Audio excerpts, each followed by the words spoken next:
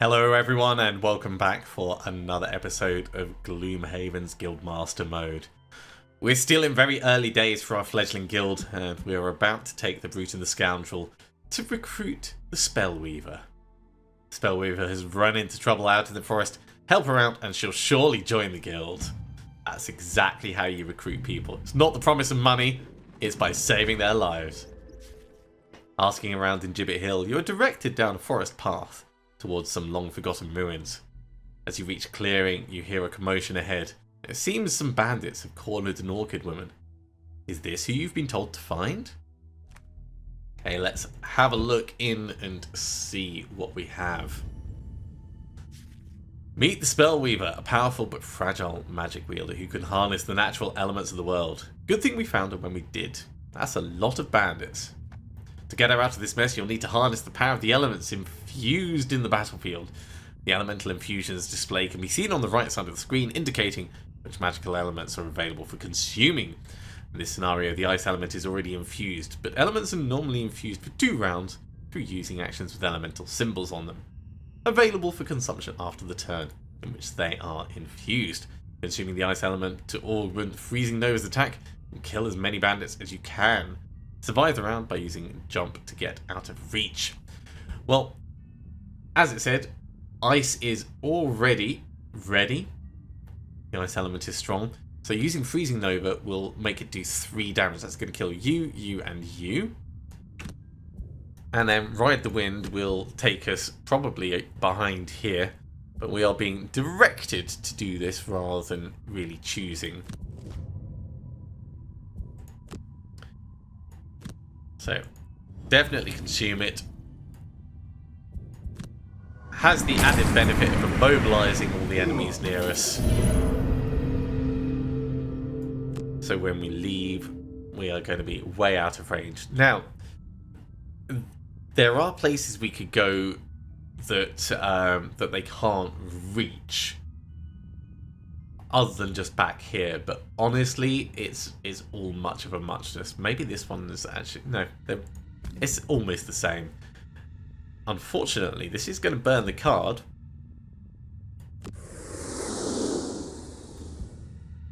We'll skip the rest of the movement.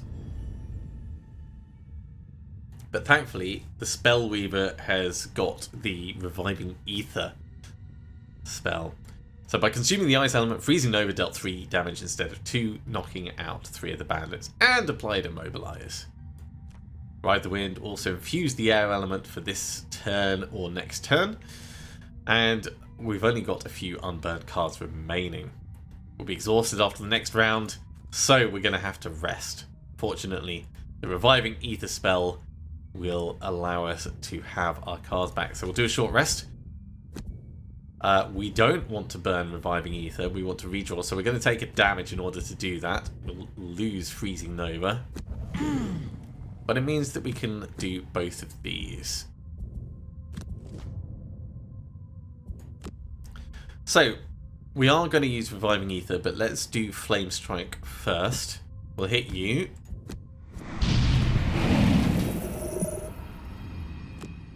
And then get all the burn cards back. These guys are going to move a little, then they're going to attack, and then they're going to strengthen. They're not quite going to reach us, so we'll be fine for this turn.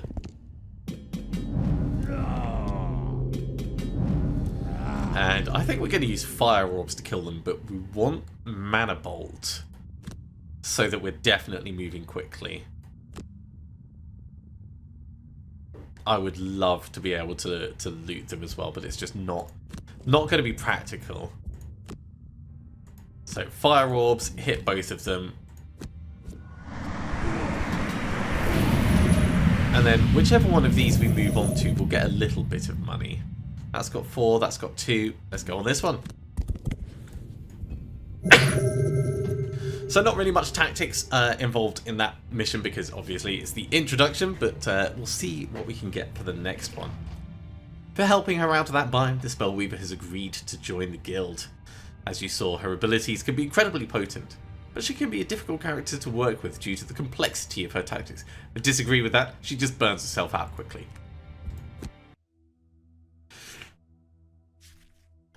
Now, with this series that I'm running, I'm not going through the basics of the game. I will be talking about why I'm doing stuff, but I do have an assumption that you understand the core mechanics, that you can use the abilities on the cards or the default attack, default move instead, that you understand the top versus bottom choice, the whole initiative part of it. I'm assuming that you're familiar with all of those. If you're not, feel free to ask questions down below and I'll try and answer them as I see the comments. But for now, let's push on. That's the elemental schools of magic covered.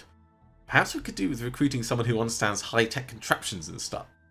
I swear there was a Quattril tinkerer messing around with a power core or some other artifact in the tavern not too long ago. Good call. I heard he was looking for fellow explorers to investigate a tomb nearby. Barkeep said he set off yesterday. Sounds to me like the sort who might be interested in joining a guild such as our own. Let's see if we can find him. Okay, so we need to recruit the Tinkerer. He's down at this, and it looks like there's going to be some more living bones. Should be pretty straightforward, but let's see what we've got.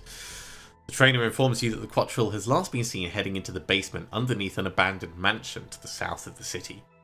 You reach the mansion and find the front door wide open and small footprints in the thick dust. You follow these to a door down to the deep, dark basement. Everyone knows you keep skeletons in the basement. Meet the Tinkerer. He's a great support character to have on a team, but can also take on multiple enemies in a pinch. Looking at all those skeletons, I'd say this counts as a pinch. Currently he's wounded and will take 1 damage at the start of his turns, so you ought to heal him as soon as possible with that minor health potion. Looking at where the enemies in the room are, I'd advise you to go as late as possible. Sometimes it's better to go slow and let the enemies come to you, so you aren't at risk of being attacked. Then you can use one of his famous Area of Effect abilities to deal with multiple enemies at once. You can recognise such abilities by their hex-shaped patterns on the cards. So that's going to be most likely Ink Bomb. Ink Bomb is going to make us move nice and slow. And Toxic Bolt would allow us to continue attacking as well. So yeah, let's do that.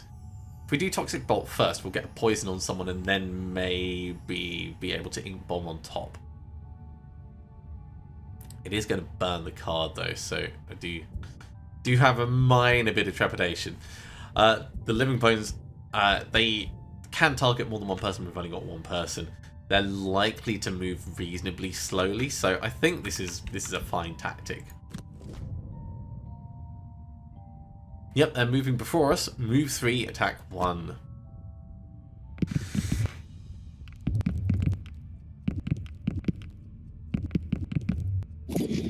Okay, well, we need to receive the damage. We're going to have that healing potion.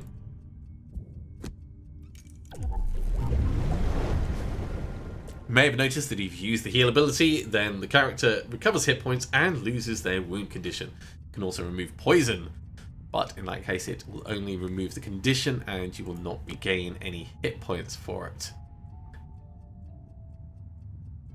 Now, we can rotate the targets. So we've got a choice of attacking these or attacking those. I think the close ones are probably the best. Maybe I should have gone for the other card.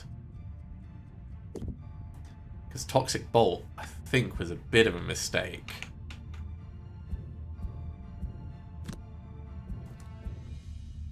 Energizing Tonic would have given us movement, but nothing else really. Are they all much of a muchness? Yeah, it makes little difference at this stage. So we'll hit these.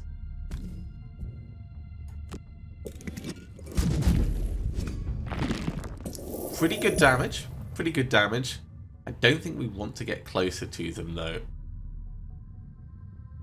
So the question is, do we burn a card to keep burning them? If we burn a card, we can't rest. And I think we need Net Shooter to finish off whatever's left. So let's not burn a card. Let's just hide in the corner as much as possible. Egg bomb was pretty good. We'll leave you to finish it off. You can rotate the shape of the effects as I demonstrated. So we need to do a short rest. Toxic bolt, sure, that can go. And we're going to do energizing tonic and net shooter. We are moving before them, so let's make sure we're hitting all of them.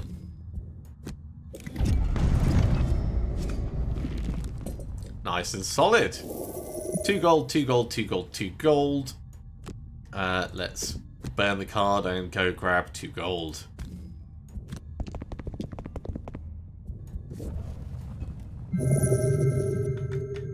You don't get to pick up everything, unfortunately, but at least we got some. The little guy packs quite a punch, eh? Let's sign him up and look for some paid jobs for the guild to take on. So this might be where things actually start opening up for us.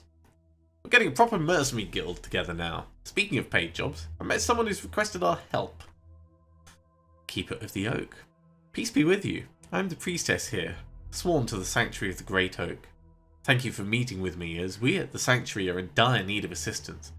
You see, the holy crypt in the catacombs beneath the Sanctuary has been broken into and defiled by deranged cultists, raising hordes of undead to do their nefarious bidding.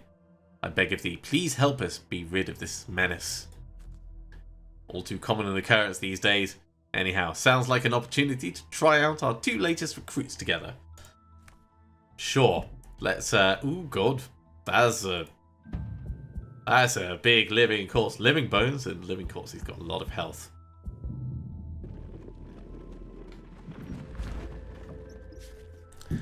The Keeper meets you at the entrance to the temple, where many of the acolytes look fearfully towards the building. She explains that portals have opened in the crypts, and that although they have a holy symbol capable of closing them, no one is brave enough to enter the crypt. She gives you the artifact and explains, you'll need to remain in the crypt for some time, and then the symbol will close and dispel the portals. Good luck. She ushers you forwards.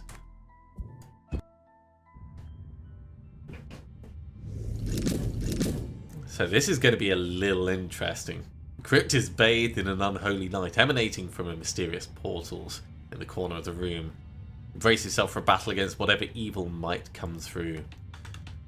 Having a look at the room, it is just this room. So we have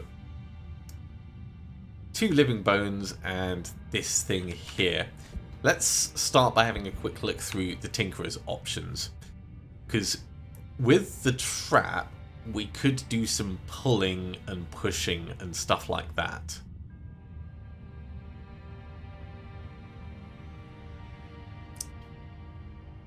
So at the moment, I'm looking through to see what we have that will maneuver enemies around. The hook gun. Attack 2, range 3, pull 2. That could kill this guy. Range of 3, 1, 2, 3. So we'd need to move a little bit closer first before we could use it. But we could use energizing tonic to, like, move up to there. That could work.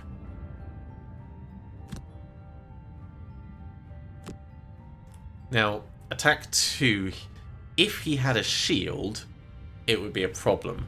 But he doesn't. He's only got that innate target ability. So as long as we don't roll badly, he should die. So that's a good start. Over this side, you've got 5 potential damage.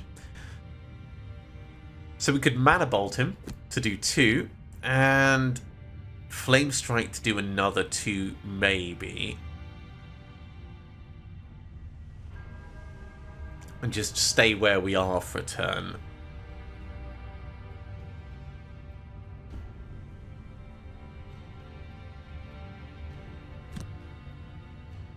It's not a bad plan. He might get close enough to take a swing at us, but I don't mind taking a little bit of damage should we need it. We need to survive 3 rounds. So let's see what they've got. They're going to move relatively slowly. Living Corpse is going to move and muddle someone nearby. But I think we're good. So, starting off over here. We rolled high. We might be able to kill him. Oh no, that's out of range. I misjudged that. So what we'll do is we'll use this as a retreat. I should have hit him with the flame strike then straight off. That was me not paying attention to the range of the second ability. I will get back in the swing of these things. We want to move on up here. And we're going to use that hook gun on you. Good damage. Pull him onto the trap. There comes the living corpse. Ooh, more living bones. And another living corpse. Okay. So, 1, 2, 3. 1, 2, 3. 1, 2, 3, 4. So, fire orbs will do a good amount of damage, but we need to move closer first. So, freezing over and fire orbs. We'll move in, try and get the damage off on them. For the Tinkerer, I think standing still and doing some Toxic Bolt on you and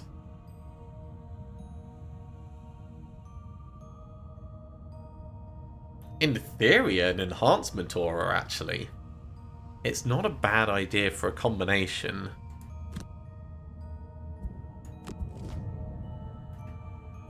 Okay, the bones are going to move before we do, but let's get that enhancement field going.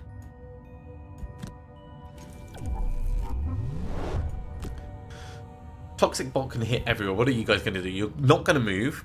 You're going to attack, and you're going to heal. So, killing him is fine. Injuring him is fine. I think killing this one is the smarter move. Which means the Spellweaver will move into here. 1, 2, 3, you're in range. You're in range. You're in range. Yeah, that's what we'll do. So we're going to kill this guy.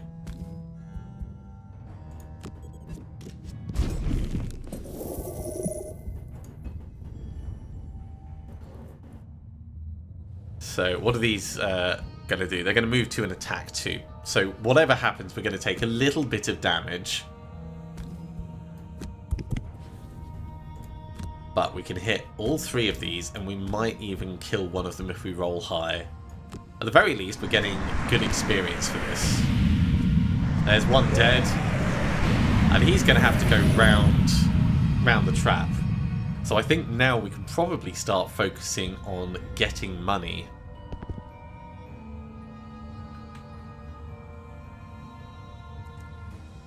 Reviving Ether will give us our cards back. Although it's only useful for burned cards. So maybe we just move slow, move in, and then do looting.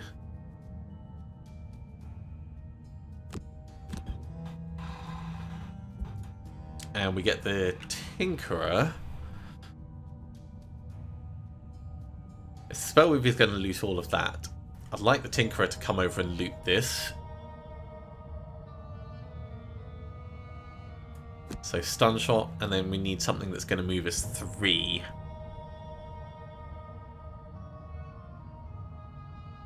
Ink bomb would do. It says survive 3 rounds, so I think that's all we really need to care about.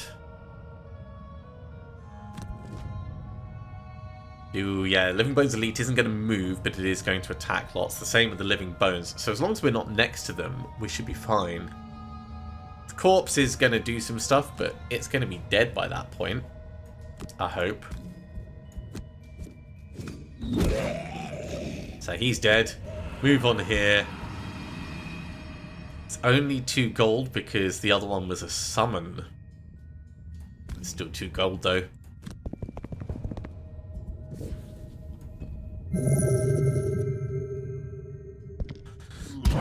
Ah, that's brilliant. That actually makes me really happy. So if we get to here, we can loot all of these, and we only need to worry about this guy attacking us. And he's a regular, not an elite.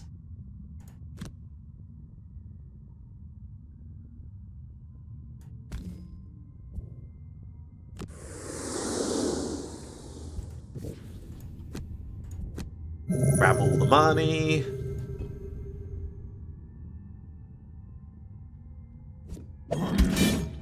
Ow. Is it going to make me kill all the enemies now? No. Good. So we did the right thing. And this is why it's important to plan for your objectives and not what you think the scenario should be. The portals suddenly blink out of existence. Whatever dark magic was reanimating the undead seems to cease, and they collapse on the floor. You survived the undead onslaught and restored peace to Sanctuary. Really quite effective. I cannot express just how grateful I am. Truly, thank you. With the threats to the Sanctuary gone, we can finally resume the restoration of the temple here. It'll be some time before we're ready to resume our normal services, but I hope we can be of help in the future. I bid you farewell. Hang on a second, we did that for free? I thought we were supposed to be looking for paid. Oh, never mind. Join a guild, they said. It'd be fun, they said. You'll make heaps of gold. Grumble, grumble. Don't mind him. Thanks to you, the temple will reopen in due time, and you'll be glad to receive their blessings. Now, the next village we've lost contact with is the Marches. The route is under lockdown after a number of raids from small bands of vermlings camping nearby. I want you to head up to the north and see if you can drive them out. Oh, and watch out for their hounds. Let these scars across my face be a warning to you. Get up close to the dogs and they'll bite back. Okay. Now the question is, do we get to pick who's coming on this mission? Or is it everyone? Vermling packs control the area, it's up to you to clear out their encampment.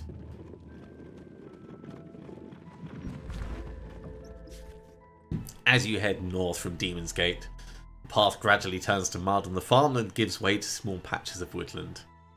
Entering one of these thickets, you hear howls of wolves on the wind, the strange high-pitched grunts urging them on. It seems they have picked up on your scent. You prepare for battle. Okay, we still don't know who's here. Maybe it's going to be everyone. Okay, it's just two of them. We've got the Spellweaver and the Scoundrel. Hounds burst from the undergrowth, barking at you menacingly, soon followed by a vermling scout.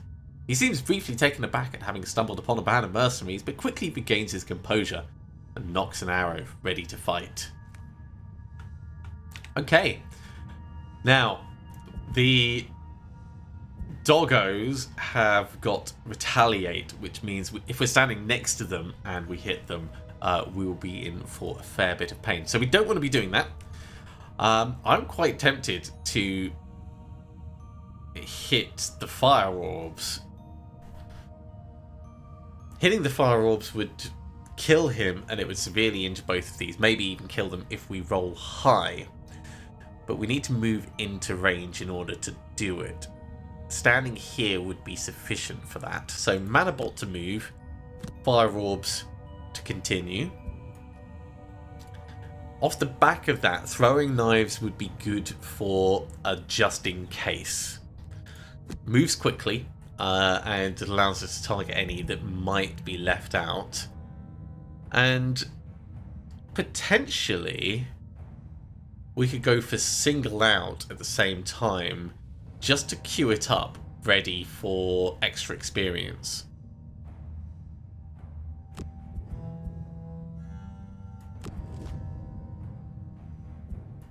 They are moving very quickly. So the hounds are coming in. Now, this was like as fast as we could move. We could have moved the Scoundrel a little bit faster, but it would not have been much faster. Oh, and we're immobilized. That's not great.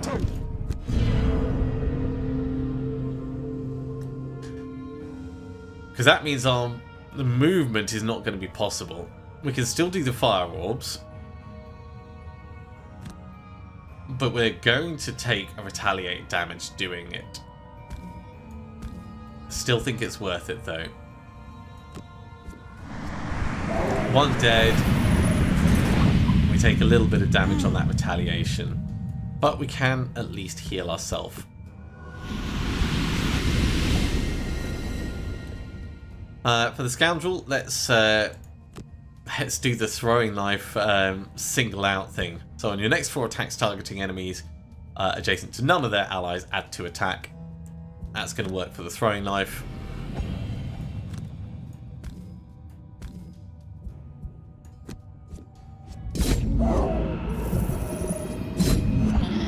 And it's good we had that, because otherwise we wouldn't have killed him. Extra experience, always welcome. Okay, let's move and loot.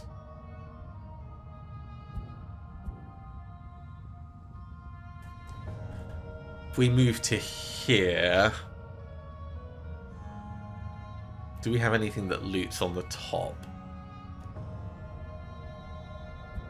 No. Well, Quick Hands will get us moving in, but then Quick Hands is the one we would want for looting as well. Okay, let's just get something that allows us to move 3. So Special Mixture will get us doing the move.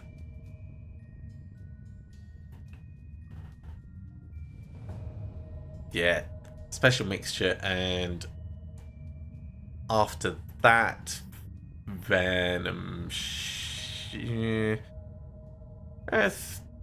Smoke Bomb, yeah. And we'll just skip it, I think.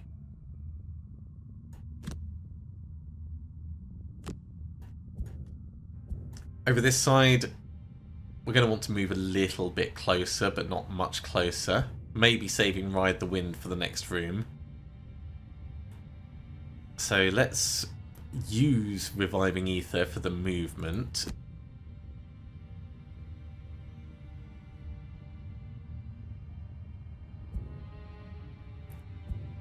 Or we could move to here and then loot. Yeah, with Ride the Wind. Maximum gold, that's what we're doing. Okay, moving into here. 1, 2, 3. Skip the poisoning, and we're just going to skip the attack from Smoke Bomb. Although there is a real high temptation to have this and charge on in and just get some proper murder.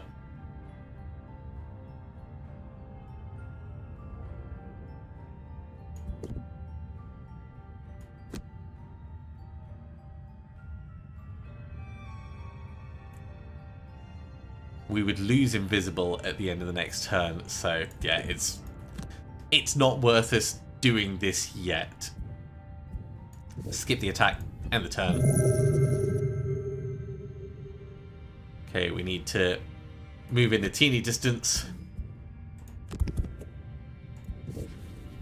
Could maybe move to there, but it doesn't actually move us any closer. 1, 2, 3, 1, 2, 3. Yeah.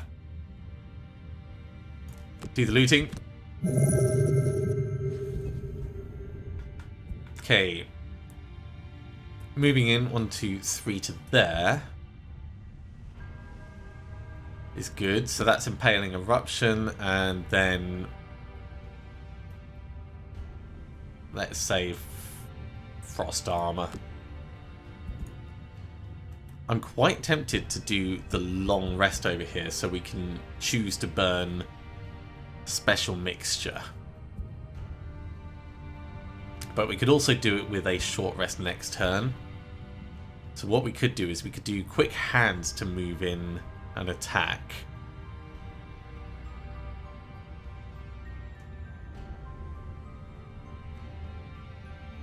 Maybe with a flanking strike, so we're kind of moving slow. Okay. So the plan is to use Flanking Strike to move in, and then Quick Hands to move and attack even further. Okay. We have a dog and 2 more scouts. You've located the sparsely defended Vermling encampment. Driving the enemies away from here should make the trade route safe once again. So we can actually get, like, right up next to this. What are you going to do? You're going to move 4 and then muddle everyone. You're going to move 4 and attack doing nothing. That's an obstacle. There's no chests, just gold around the edge. So yeah, I think heading for this one at the back is the best we can do.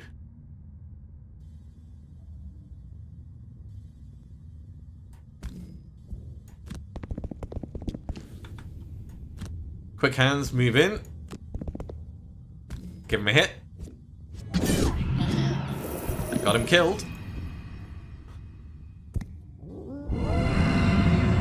The muddle's annoying. It means we're going to be attacking with disadvantage. But at least they completely failed on their movement. Okay, let's try and close some of the distance. Yeah, that's not in range. Not a surprise. Skip the attack. And we'll try and go a little bit faster and do something effective. Over this side, backstab is not going to be massively effective, but it is going to let us move quickly. Thieves' Knack, on the other hand, has got the potential to be pretty cool. So does Venom Shiv. Although Thieves' Knack is more useful because of the attack on the bottom. Let's do that, and we can see how they're going to move and decide what we want to do as time goes on. So the Hound's going to move to and attack to and add to attack if it's adjacent to any of the allies. The Vermining Scout just needs to die. That's how we keep ourselves safe. We are muddled, so this is, in fact, let's...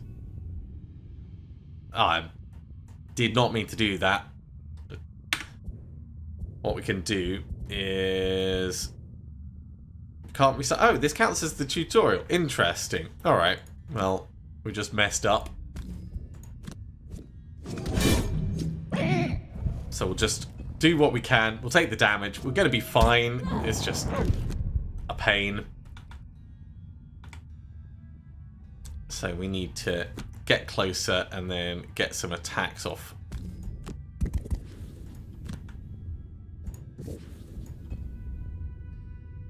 It's because I pressed skip instead of undo. I do think that they should be the other way around. Take the damage. Right. We'll do a short rest over here. Sure, I don't mind losing that. We want to move quickly, and we want to probably get a flame strike out. Over this side, another short rest. Yeah, we'll lose special mixture. We want to back away a teeny bit and get the throwing knives on the go. So I might even do flanking strike and throwing knives just to make sure we move quick. Yeah, we're going to move before the hounds and stuff. So we'll back up one. Get the throwing knives on both of these. That was a solid hit. And of course that one did less. Give us that little bit of gold.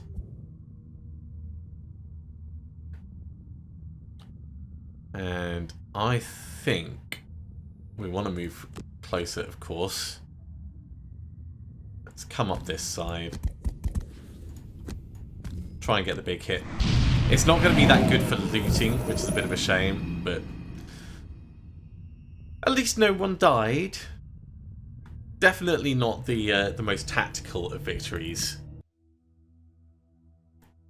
The quest is complete, and that has unlocked the marches. There's one more route to clear, and I should have re-established contact with enough suppliers to reopen my shop for business. I'm sure you can't wait to get your hands on some decent gear. I would like to be out of the tutorial, so maybe we should have gone for the quick start. Well, there's some incentive for you. As your core training needs its end, I hope you're getting used to how the various abilities and effects interact with each other. You'll certainly be needing some advanced techniques on the quest to come. And yes, we're definitely learning as we go. Anyhow, I've tracked down a potential 5th mercenary. You can get him on board. This guy has fists of stone, and I mean literally. So that's going to be for getting the Cragheart. I suppose we can pop along and do that now.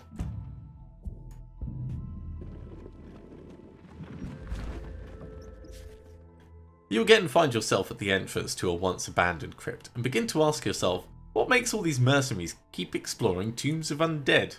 Gold. It must be gold. You enter the tomb expecting to find another individual in need of your tactical knowledge. Yeah, maximum tactics. I'd say that's how you recruit people, you know, you just stand on the edge of stuff and just shout at them that they're doing things wrong. Meet everyone's favourite walking boulder, the Cragheart. You're badly outnumbered here and will need to employ some defensive tactics. Let's go over how Retaliate works. Well, we've seen how Retaliate works. Like Shield, Retaliate is an active bonus, can last either the round or be persistent, usually with a termination condition. While active, melee attackers will have damage inflicted upon them equal to the Retaliate value after each attack.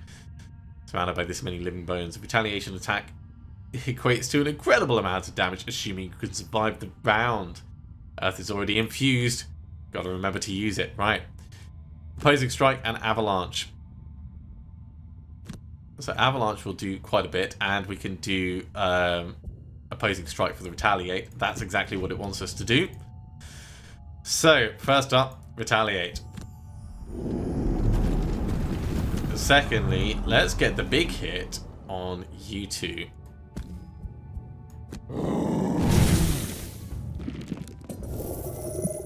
I love scripted shows.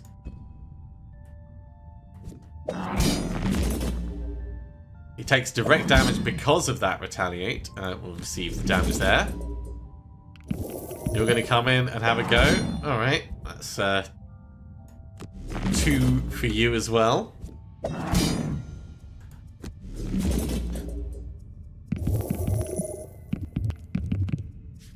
It took a fair bit of damage, but it was a great result. A well-timed Retaliate can be devastatingly powerful.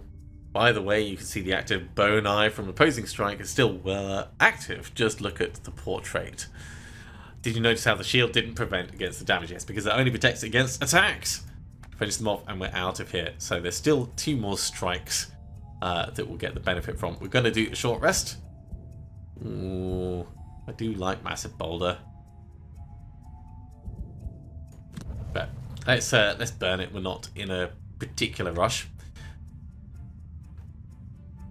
Rumbling Advance would be good for getting us right in next to this guy, and then we could do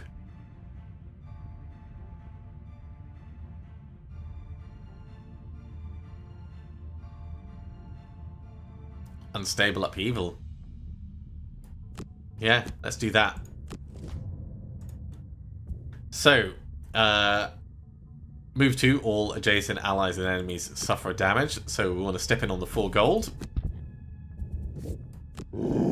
Does damage to them. It's not an attack, so it just happens directly. May as well heal herself up. And then hit both of them. And they should die from the Retaliate damage. And we get a little bit of gold. Because what's not to love? Ow. It's fine. It killed them. That's what we needed to do, and that's what we've done.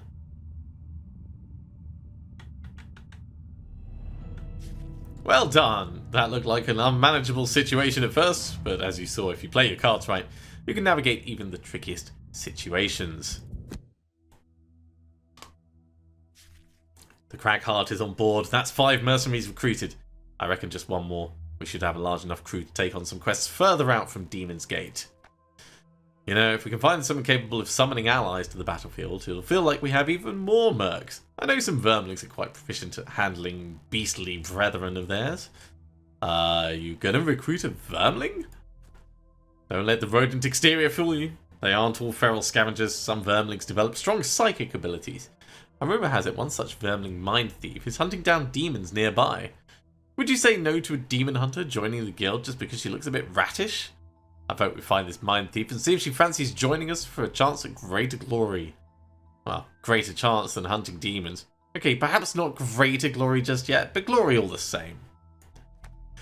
So, we're going to finish up there before we go and recruit the mind thief. We do still have plenty of mercs to get on the roster, but I don't know how many it's going to make us take on before it cuts us loose and we can start picking missions for ourselves. Thank you very much for coming along, everyone. I do hope you are enjoying this. As I said in the first episode, my plan is to talk more about the tactics at the start of the missions. so that we can have like a proper planning phase before we dive in and then everything goes to pot. But we'll need to obviously be off the reins before that really takes effect. If you have enjoyed this, be sure to give a big thumbs up. If you haven't subscribed, go ahead and do so, and you'll be told when the next episode goes live. Otherwise, I'll see you next time for some more Gloomhaven Guildmaster. See you soon.